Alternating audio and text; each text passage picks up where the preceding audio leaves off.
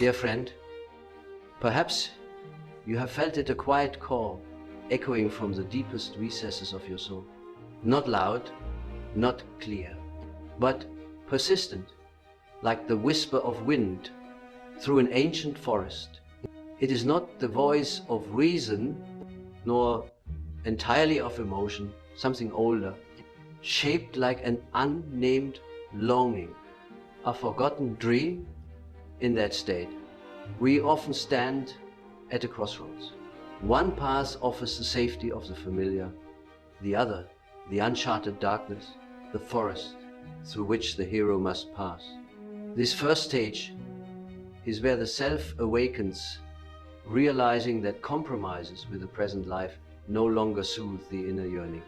It is a moment of silent crisis, what I have called, in my journals, the invisible wound of the soul. Oh, I've always believed, if one ignores this call, it manifests as symptoms, disorientation, anxiety, or even dreams laden with metaphors. A locked room, a nicht debat, or a face in the mirror you don't recognize. So ask yourself, what is calling me? What adventure am I resisting? What has the mirror of my soul reflected that I haven't dared to face? This is the moment the hero within you begins to stir, not as a conqueror of the external world, but as a soul, quietly resolving to stop living falsely. Let me walk with you as a guardian of symbols into the spiritual forest, where darkness is a beginning, not an end. Are you ready to heed that call? When the inner call arises, faint as a breath, you cannot turn away. But understand this, the path ahead does not unfold like a radiant highway. It begins with immersion, downward into the dark. Not to fall, but to find the abandoned soul, the primal part of you that society, education, and even you yourself have forgotten, denied or feared. In the collective unconscious, as I described in Aeon and the Red Book, an archetype appears across all civilizations, from Gilgamesh and Odysseus to Buddha and Christ. The hero, but the true hero, does not only battle external dragons, they confront the inner darkness, pride, fear, doubt, and the lust for power. Every mythological image is a living symbol of the inner life. The dragon is not the real enemy. It is the fear you have yet to name. Do you see it in your dreams? A dark forest appears, twisting paths, whispers, fleeting shadows. This is no random fantasy.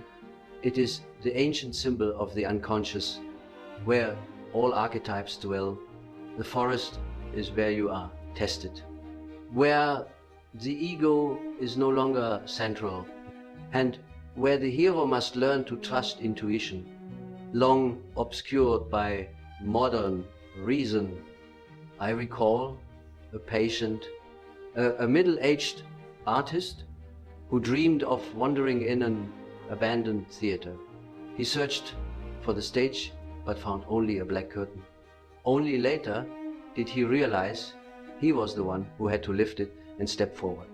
That image, you see, is the hero's first act, daring to enter the stage of the unconscious where control is relinquished and the soul must perform not in old roles, but in response to an unknown call. In Man and His Symbols, I wrote that dreams are letters from the unconscious to the conscious. Each symbol the forest, the dark path, the guide. The strange animal is a message. Listen to them. Record your dreams as a hero reads a map written in metaphor and intuition. Are you afraid? If so, I say, that is the right sign. A hero does not go to battle unfeeling. A true hero trembles, knowing a symbolic death may occur, the death of the old self-image, the death of what you once believed you were. And only through that death can rebirth occur. You are not alone in this forest. Heroes from ages past walk with you. And the deepest part of you, the unawakened hero, waits for you to return. Keep walking. No one passes through the forest of the soul without facing collapse. That is the immutable law of every archetypal journey. After the call, after the trials in the dark, the true hero reaches what I call the symbolic death, not a physical end, but the dissolution of the old self-image, a profound, wrenching moment where former beliefs grow fragile and the ego screams at its loss of control. Yet, in those ashes, the soul begins to shine. In a dream recorded by a young patient, she stood in a fog-covered graveyard, holding a broken lantern. She searched for an unnamed tomb, and when she found it, her own aged, weary face appeared on the stone. As she touched the blurred name, a warm light rose from the earth, and the broken lantern in her hand glowed anew. Do you see, friend? The hero's archetype does not triumph by conquering the external, but by enduring inner pain and rising from the ashes. In Symbols of Transformation, I wrote, every person must die once, not in body, but in soul, to be born anew. This is that moment. If you feel empty or confused or lost, do not resist. That emptiness is not loss, but the space needed for the new to bloom. Think of it as alchemy. Nigredo, the dark phase, is the prerequisite for the spiritual gold to form. In that moment, the hero must choose: flee back to old roles or stay, sit in the darkness, and listen. There, you hear the true voice of the authentic self, not the self trained by society, not the social mask you wear. It is the self, the whole being. The sacred center I call the seed of divinity in humanity. And imagine sitting before a dusty mirror in the faint light of consciousness. The reflection is unclear, but you realize it is no longer the person you once saw. It is the deeper being yet to fully live. Their opposites begin to reconcile. Weakness is no longer failure, but a door to compassion. Anger is no longer evil, but a signal of a stifled soul. Loneliness is no longer punishment, but a summons from the authentic self. From that symbolic death, a new embodiment begins to form, not rushed, not glamorous, but like a seedling rising from soil freed of old roots. The hero begins to carry light, not for the outer world, but first for their own inner darkness. Do you feel the change beginning? If you've ever sat in a quiet room, faced your fear, and instead of fleeing, simply breathed, you're already a hero. No armor needed, no audience required, just truth. We have journeyed together through the forest of trials, through the symbolic death in the deep night of the soul. Now, the hero has survived, but is no longer the same. No longer a seeker of external victories, but a keeper of the light found in darkness. And when the hero returns, it is not as they left, it is a rebirth. In Greek mythology, when Orpheus emerged from the underworld, having risked all to save Eurydice, there is a final moment when he looks back and the light he found slips away.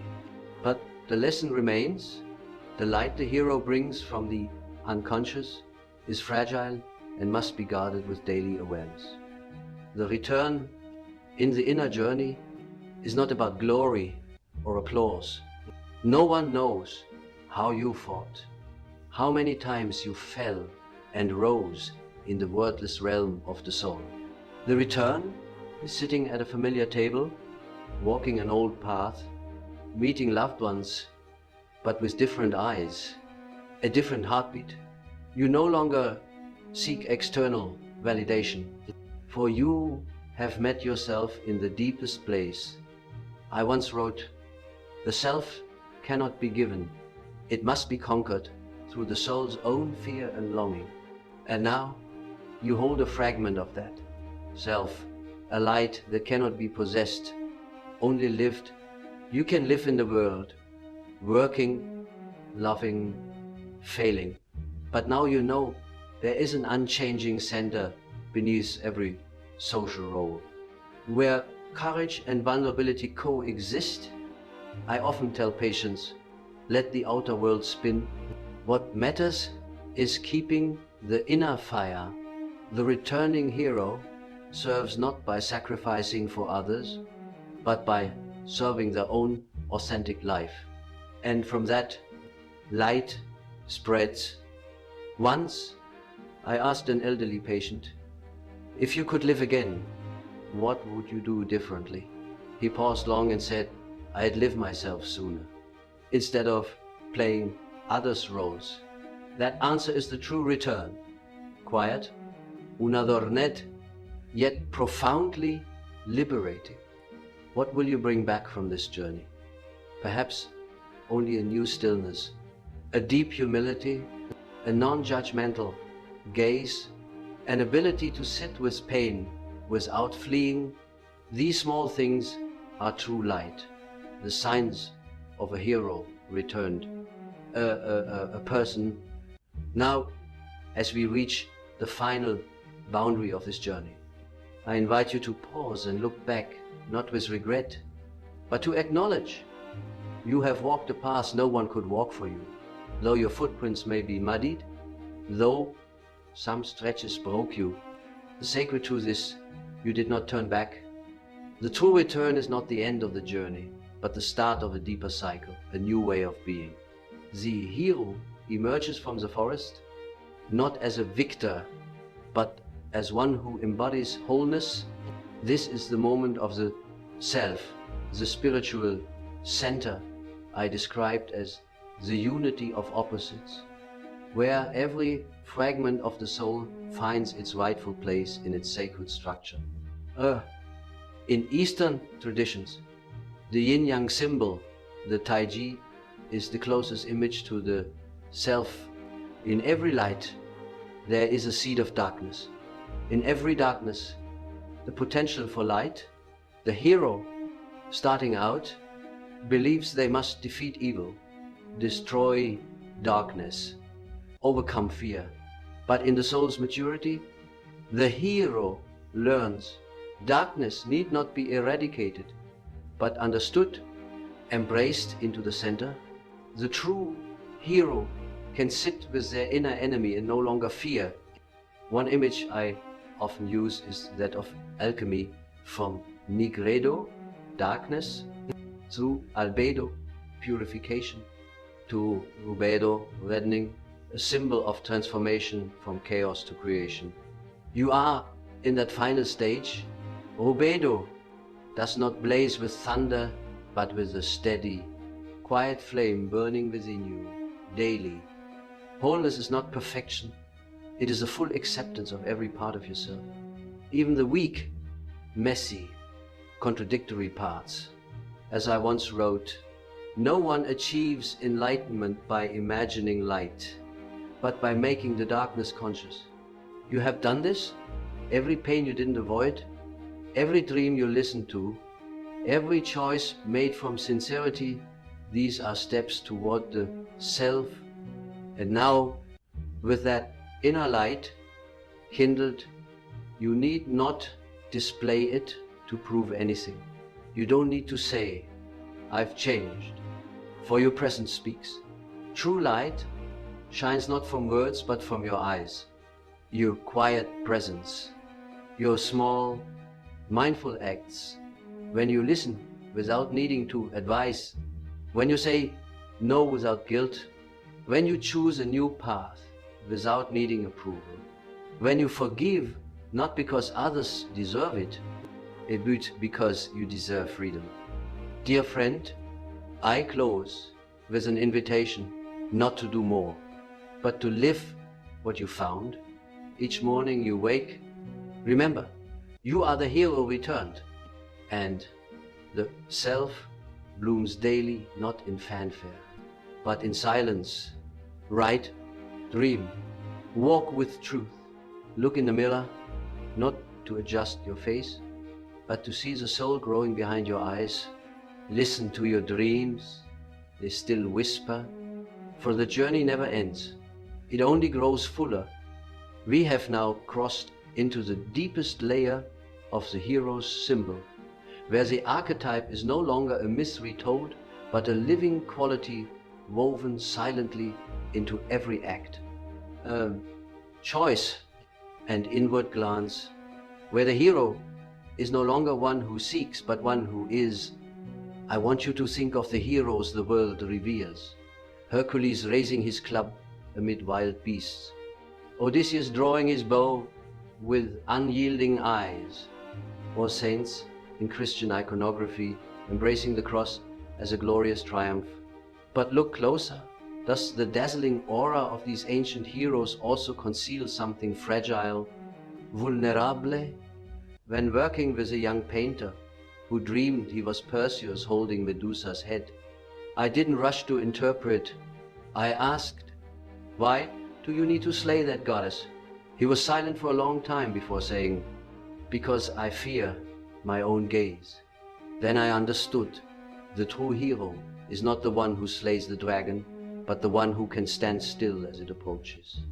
No longer driven by the need to appear strong, the hero's archetype must be demythologized to incarnate in daily life. In modern culture, we are tempted by the exalted hero, always right, always in control, always overcoming. But depth psychology reveals the more one needs to seem strong, the more they hide a fear of vulnerability. The true hero need not prove anything.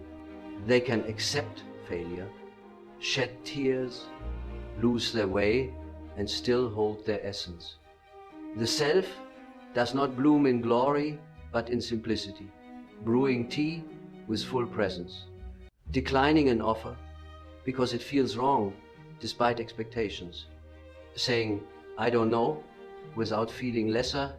In those moments, you are the hero incarnate in an ordinary form, yet utterly free. And, the journey from the hero archetype to the self is an inner demythologizing, shedding illusions about yourself to step into raw truth.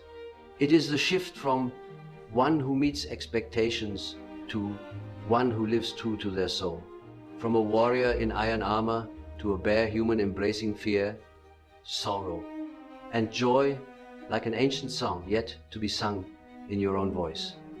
I often say, we cannot become creators by following templates, even heroic ones. True creation begins when we dismantle myths about feats and live with the courage to simply be, not in achievements or triumphs, but in every step, every breath, every pause to hear the soul. So, if someone asks, what have you learned from your hero's journey? You might answer with silence. A silence carrying gentle light, needing no understanding, only living. I am here, dear friend, as a quiet mirror, not reflecting victory, but your authentic presence.